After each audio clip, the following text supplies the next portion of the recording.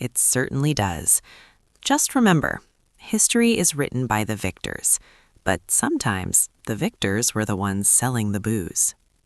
If you enjoyed this episode, don't forget to like, subscribe, and check out our other videos on the hidden history of organized crime. Until next time. Picture a smoke-filled room in late 1933. The Volstead Act has just been repealed. Alcohol is legal again. The grand experiment of Prohibition is over. And for most of the country, that was a moment of celebration. The beer was flowing, the speakeasies returning into legitimate bars, and the moral crusaders had packed up their signs. But for a specific group of men, this was a crisis, a business crisis. We're talking about the bootleggers, the rum runners, the men who had amassed fortunes that would make Rockefeller blush, all in tax-free, illegal cash. Exactly. You have millions of dollars buried in coffee cans, hidden in false walls, or laundered through shell companies. Suddenly, your main revenue stream, illegal liquor, is taken over by corporations and taxed by the government. So the question is, what do you do? Do you retire? Do you go back to being a petty thief? No. You take that massive war chest and you buy the only thing more powerful than a Tommy gun. You buy a seat at the table. You buy the law itself. Today, we are telling the untold story of the Great Transition. This isn't just about gangsters. It's about how the criminal underworld of the 1920s didn't die. It put on a suit, shook hands with the establishment, and walked right into the halls of Congress. From the back rooms of Atlantic City to the corrupted political machines of Kansas City and Chicago, this is the story of how the bootlegger became the politician. To understand how a criminal becomes a congressman, or at least the man pulling the congressman's strings, we have to look at the sheer scale of wealth generated during Prohibition. It's almost impossible to overstate. It really is. By the late 1920s, organized crime was generating more revenue than the federal government spent on the entire judicial system. Al Capone alone was estimated to be worth $100 million in 1929. Adjusted for inflation, that is over $1.5 billion today. And that was all cash, untraceable, liquid cash. And meanwhile, the rest of the country is plunging into the Great Depression. Banks are failing, city treasuries are empty, the legitimate economy is on its knees. That creates a power vacuum. Local governments needed money to function, political parties needed money to campaign. And who had all the money? The guys who had been selling gin in the bathtub for the last decade. There was a fascinating dynamic in the early 30s. The bootleggers realized that violence was bad for business. While Capone was famous for the St. Valentine's Day Massacre, the smarter operators, men like Meyer Lansky or Frank Costello, saw that violence brought heat. Politics, on the other hand, brought protection. Frank Costello is the perfect example here. They called him the prime minister of the underworld. He once famously said, "I don't want to be a product of my environment. I want my environment to be a product of me." He realized early on that you don't fight the district attorney. You get the district attorney elected. And this wasn't a hostile takeover in the traditional sense. It was a merger. The political machines of the era, Tammany Hall in New York, the Pendergast machine in Kansas City, were already corrupt. They relied on patronage, on handing out turkeys at Christmas and jobs at the rail yard in exchange for votes. But the Depression dried up their funds. They couldn't afford the turkeys anymore. So the bootleggers stepped in. They became the financiers of the democratic process. In many cities, if you wanted to run for judge, alderman, or even Congress, you needed the blessing of the local crime lord because he was the one paying for your billboards. It blurred the line completely. There's this myth that the gangster and the politician were enemies playing cat and mouse. In reality, during the 1930s and 40s, they were often business partners, and sometimes they were the same person. We saw the rise of the political boss, a figure who held no official office, or maybe a lowly one like county treasurer, but who dictated who the governor would be. Nucky Johnson in Atlantic City is the archetype. He wasn't just a bootlegger, he was the treasurer of Atlantic County. He controlled the police, the courts, and the liquor trade simultaneously. He was the government and the criminal enterprise rolled into one.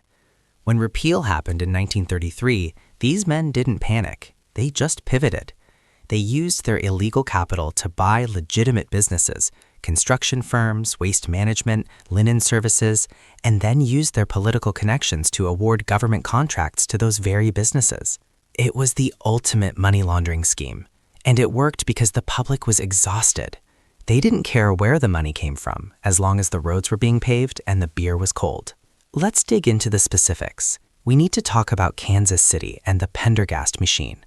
Tom Pendergast wasn't a Tommy gun-wielding gangster in a fedora, but his operation was fueled by the underworld.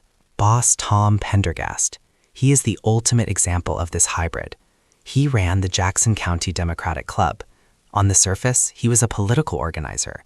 Under the surface, he was deeply tied to the bootlegging operations during Prohibition. He ensured that Kansas City remained wide open. While the rest of the country was dry, you could get a drink anywhere in KC, thanks to Pendergast's police force looking the other way. And here is where the criminal to congressman title really hits home.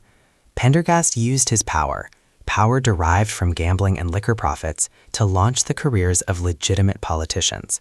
The most famous, of course, being Harry S. Truman. Now, we have to be fair to Truman. He was personally honest, famously dying with very little money. But there is no denying he was the senator from Pendergast. He was sent to Washington by a machine built on bootleg liquor and concrete fraud. Concrete is key here. Pendergast owned the Ready Mixed Concrete Company. If you wanted to build a municipal building in Kansas City, you used his concrete. It was a classic racket, but it legitimized the money, and that money elected senators. Let's move to Chicago. We all know Capone, but the real political genius was the generation after him, the guys who took over the outfit. They realized that having a gangster run for office was too flashy. Instead, they focused on the ward committeemen. In Chicago, the ward committeemen selected the judges. That's a terrifying thought. The criminals selecting the judges. It happened. There were wards in Chicago, specifically the First Ward, where the political headquarters was essentially a branch of the mob. You had figures like Hinky Dink Kenna and Bathhouse John Coughlin. These men were politicians, elected officials, but they were inextricably linked to the protection of vice districts. Then there is the story of Joe Kennedy. We have to address the elephant in the room. Joseph P. Kennedy, the patriarch of the Kennedy dynasty. It is the most debated topic in this field.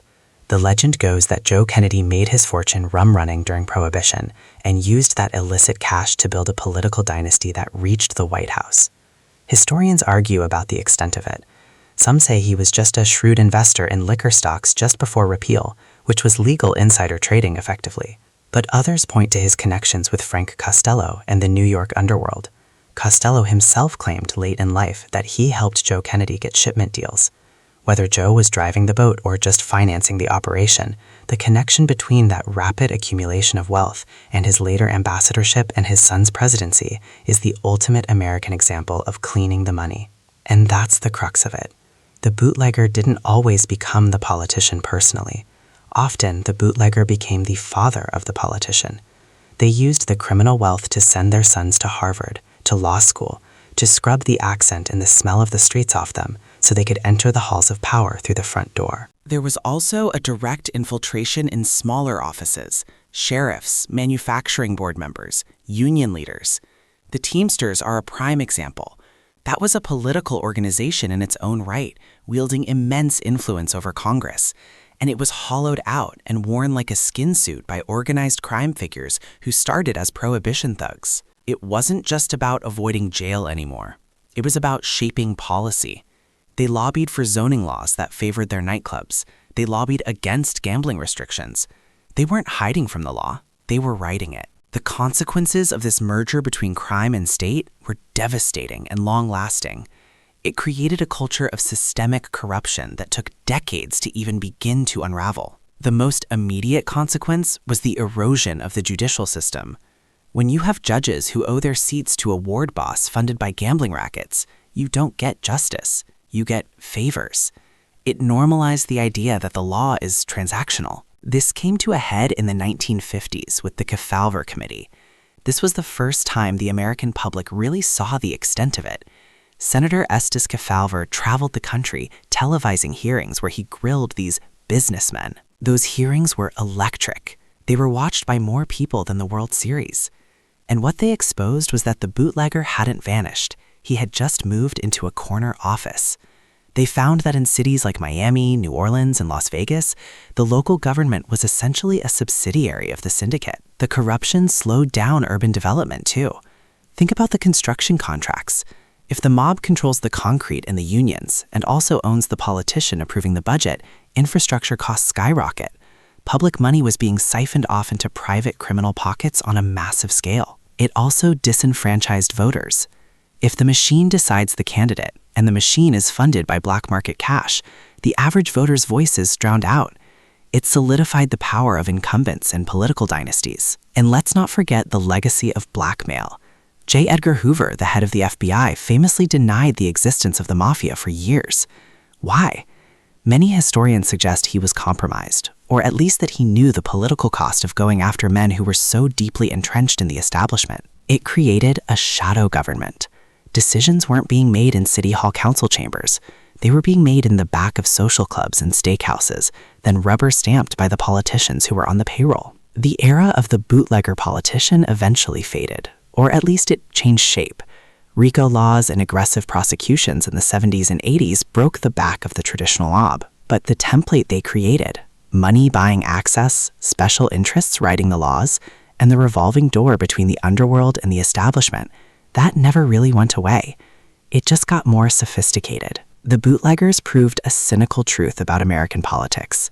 If you have enough money and you wait long enough, people stop asking where you got it. They just ask for your vote. From the speakeasy to the Senate floor, it's a shorter walk than we'd like to admit. Imagine standing in the gallery of the United States Congress in the late 1930s. You look down at the floor, at the men in their tailored suits, shaking hands, passing bills, and shaping the future of the nation. It is a scene of dignity, of law, and of order. But if you stripped away the wool of those suits, and if you followed the money in their pockets back to its source, you wouldn't find constituent donations or grassroots fundraising. You would find rum.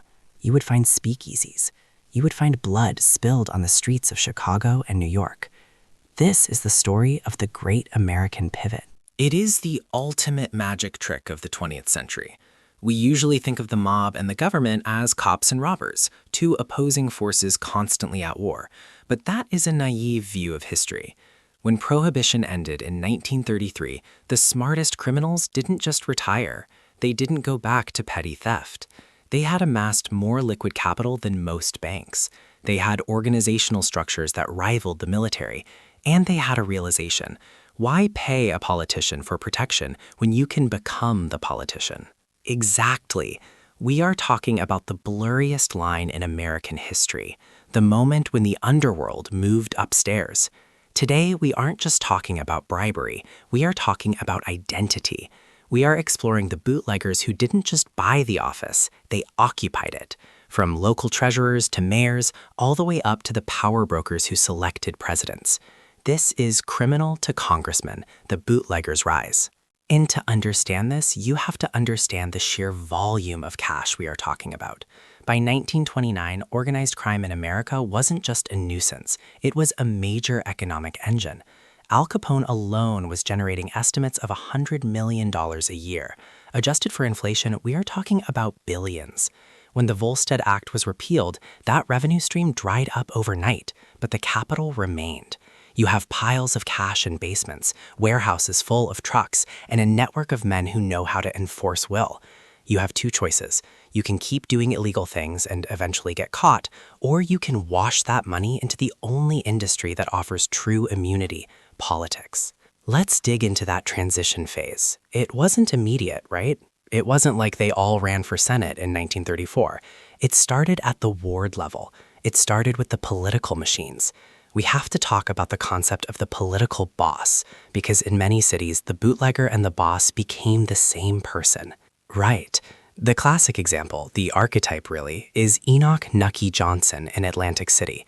If you've seen Boardwalk Empire, you know the fiction, but the reality was even more stark. Nucky wasn't just a gangster, he was the elected county treasurer. He was a legitimate political figure in the Republican Party of New Jersey. He controlled the delegation, but his power, his actual day-to-day operation, was taking a cut of every single bottle of illegal booze, every prostitution ring, and every gambling den in Atlantic City. And that duality is fascinating because he didn't hide it. He famously said, "We have whiskey, wine, women, song, and slot machines. I won't deny it, and I won't apologize for it. If the majority of the people didn't want them, they wouldn't be profitable and they wouldn't exist." That is a politician's spin on criminal enterprise. He framed vice as a public service. That is the key. Nucky Johnson proved that you could be a criminal openly as long as you delivered the vote. And that is where the bootlegger skill set translated perfectly to politics. Bootlegging requires logistics, distribution, and territory management. Political campaigning requires logistics, distribution of literature and funds, and territory management. If you could ensure that every speakeasy owner in your ward voted the way you told them to, and if every customer who wanted a drink knew who to thank it for it, you commanded a voting bloc that no legitimate reformer could touch. It's the weaponization of gratitude and fear. Let's look at the Pendergast machine in Kansas City, Tom Pendergast. Now, he wasn't running the rumboats himself, but he facilitated the entire industry in the Midwest. His concrete company paved the roads, and his political machine paved the way for the mob. It was said that in Kansas City during Prohibition, you could get a drink anywhere, anytime, because the police answered to Pendergast, and Pendergast answered to the money. And the Pendergast machine is the perfect bridge to the federal level, because who came out of that machine? Who was the senator that Pendergast handpicked and funded? Harry S. Truman. Now, history has been kind to Truman, and rightly so in many respects. He was a man of personal integrity who died poor. But there is no denying that the senator from Pendergast, as he was derisively called, got to Washington because of a political engine fueled by gambling and bootlegging profits. It shows how the criminal underworld didn't just want to be criminals, they wanted to be kingmakers. That distinction is important. Some bootleggers wanted to be the politician, but the smarter ones wanted to own the politician. However, there were those who crossed the line completely. Let's talk about the specific figures who tried to wash their reputations so thoroughly that their children could become American royalty. We have to address the Kennedy question. The elephant in the room, Joseph P. Kennedy, the father of a president, 2 senators, and the patriarch of the Democratic Party for decades. The rumor has persisted for a century that Joe Kennedy made his initial fortune bootlegging.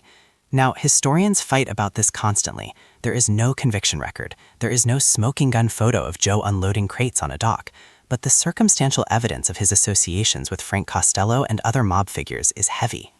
Frank Costello, the prime minister of the underworld, famously claimed he helped Joe Kennedy get started in the liquor business right as Prohibition was ending, securing the import franchises.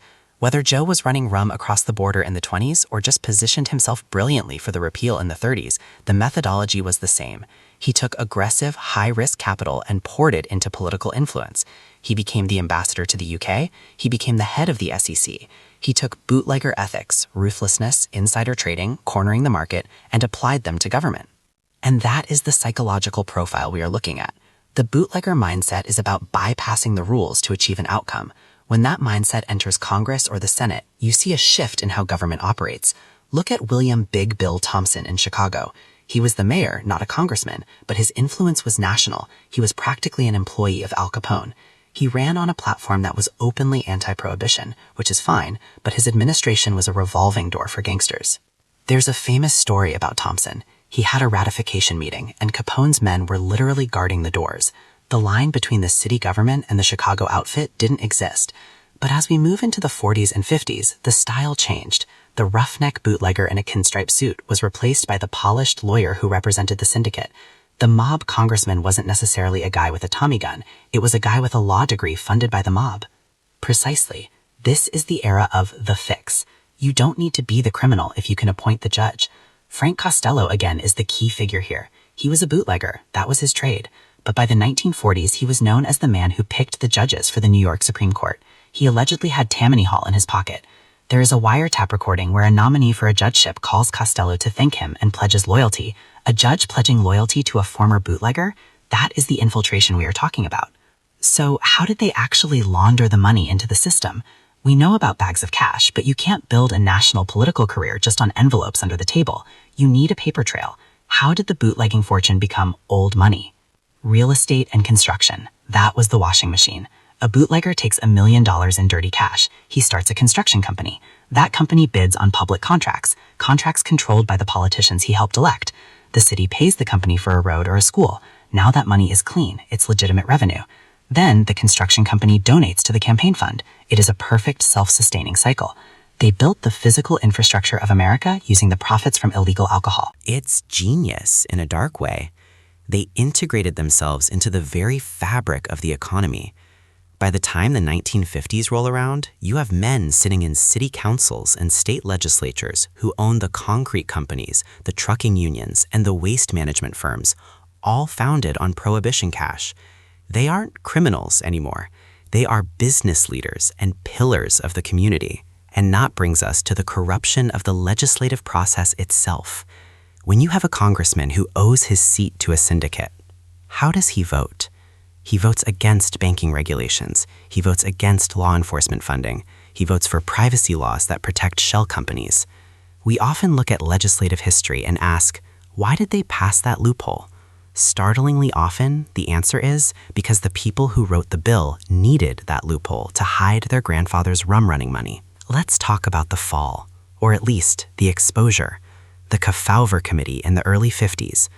This was the first time the American public saw the face of this merger between crime and politics on television. Estes Kefauver was a senator from Tennessee who decided to pull the curtain back. He traveled from city to city, subpoenaing these businessmen and asking them about their pasts. It was riveting TV, but what it revealed was terrifying. It showed that in towns like widespread gambling and narcotics operations were protected by the sheriff, the mayor, and the district attorney. It wasn't rogue criminals, it was a criminal administration. In some counties, the bootleggers had effectively seceded from the union and were running their own city-states. There was that moment with Frank Costello. He wouldn't show his face on camera, so the cameraman just focused on his hands, his nervous, ringing hands. That image destroyed the myth of the gentleman mobster. But did it stop the political infiltration? It drove it deeper underground. After Kefauver, you couldn't be a Nucky Johnson anymore. You couldn't be the treasurer and the boss openly. So they moved into lobbying. They moved into consulting. The bootlegger sons went to law school. They went to Harvard and Yale. They became lobbyists for the liquor industry, the gambling industry, the labor unions. They realized that you don't need to break the law if you can pay Congress to change the law to suit you. That is a chilling thought. That the modern lobbying industry is in some ways the stepchild of the Prohibition-era protection racket. Instead of paying protection to a guy with a bat, you pay retainers to a firm on K Street to ensure the regulations don't hurt your profit margin. The mechanics are identical. The only difference is the paperwork. And this is why the bootlegger to politician story is so important. It isn't just history, it's the origin story of modern political finance. The dark money that floods our elections today. That system was beta tested in the 1920s by guys named Capone, Luciano, and Johnson. Let's pivot to a specific case that often gets overlooked, the domination of the judicial branch. We talked about Costello, but there were judges in Chicago for 30 years who were known as the boys' judges. How did that affect the average citizen? If you were a regular person who got hit by a mob truck, what happened? You lost. That's what happened. The corrosion of the justice system was the most damaging legacy. If the bootlegger becomes the politician, the courts become a theater. Cases would be dismissed for lack of evidence when the evidence was overwhelming. Witnesses would disappear and the judge would shrug. It destroyed faith in civic institutions. It created a cynicism in the American public that we still feel today, the belief that the system is rigged. Well, it was rigged, literally, by men who made their fortunes selling gin in bathtubs. And yet, some of these figures did tangible good for their communities. This is the moral complexity. They built parks. They handed out turkeys at Christmas. They paid for funerals. Why did they do that? Was it guilt? Or was it just overhead? It was overhead. It was the cost of doing business. If you give a starving family a turkey, they will look the other way when you break a competitor's legs. It's a very cheap price for silence. But yes, it created a loyalty. In some neighborhoods, the bootlegger politician was seen as a Robin Hood figure, fighting against the cold, unfeeling federal government. They exploited the disconnect between Washington and the working class. They said, "I'm one of you. I just happened to make it big." That populist appeal is incredibly potent, and we see echoes of it in every election cycle. It's the charisma of the outlaw, but let's look at the ultimate legitimate outcome, the repeal itself, the 21st Amendment. That was a political victory. And it was funded in large part by the very people who were profiting from the ban. Wait, that sounds contradictory. Why would bootleggers want repeal? Wouldn't that destroy their margins? That is the great debate. The low-level thugs wanted Prohibition to last forever, but the bosses, the ones with the vision, they wanted repeal because they knew they were the only ones with the infrastructure to run the legal liquor business. They had the trucks, the warehouses, the contacts. They knew that if alcohol became legal, they could go from being hunted criminals to being wealthy CEOs of distribution companies. And that's exactly what happened. The Bronfman family in Canada is a prime example. They supplied the bootleggers, and after repeal, they became Seagrams. They became philanthropists. They became the establishment. So the ultimate goal wasn't to stay a criminal. The goal was to force the world to accept you as legitimate. It brings us back to that idea of the hidden past. How many political dynasties today have that skeleton in the closet? We mentioned the Kennedys, but it's likely far more widespread in local dynasties. Absolutely. Go to any major American city, Boston, Philadelphia, New Orleans, and look at the families that have held council seats or mayoral offices for 3 generations. Scratch the surface of the grandfather's biography. You'll often find a gap between 1920 and 1933, where their occupation is listed vaguely as importer or contractor. That vague descriptor is where the bodies are buried, literally and metaphorically. We are approaching the end of the hour, and I want to summarize the impact. If we look at the American political map today, where do we see the scars of this era? Is it in the way campaigns are financed? Is it in the zoning laws? It is in the machine politics that still dominate certain regions. The idea that you have to kiss the ring to run for office, that hierarchical, almost feudal structure of party politics, that was perfected by the bootleggers. They ran their parties like they ran their gangs. Strict loyalty, top-down command, and severe punishment for defectors. The modern political whip system in Congress, it's not so different from the enforcement arm of the syndicate. It's a sobering thought. We like to think of our democracy as a contest of ideas, but for a significant period of our history, it was a contest of rackets. And the winners of those rackets got to write the history books. They got to write the laws. That's the crucial part. When a criminal becomes a lawmaker, the law itself loses its moral authority. It becomes just another tool in the toolkit, alongside the bribe and the bullet. And while we don't have open gang wars in the Senate today, the influence of amassed capital that doesn't care about the public good, is the direct lineage of the bootlegger politician. So from the speakeasies of Atlantic City to the halls of the Senate office building, the journey of the bootlegger is the story of American ambition stripped of its ethics. It is a reminder that power abhors a vacuum, and if good people don't fight for the system, the people with the most cash and the least scruples will happily take over. And they will do it with a smile, a handshake, and a campaign slogan. They will tell you they are fighting for you, all while they are laundering their past. The bootlegger didn't disappear, folks. He just bought a better suit and learned how to filibuster. Thank you for joining us on this deep dive into the shadows of American history. It's a story that makes you look at that marble dome a little differently, doesn't it?